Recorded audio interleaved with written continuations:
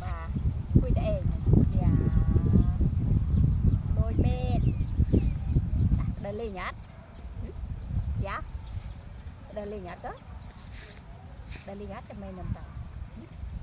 tàu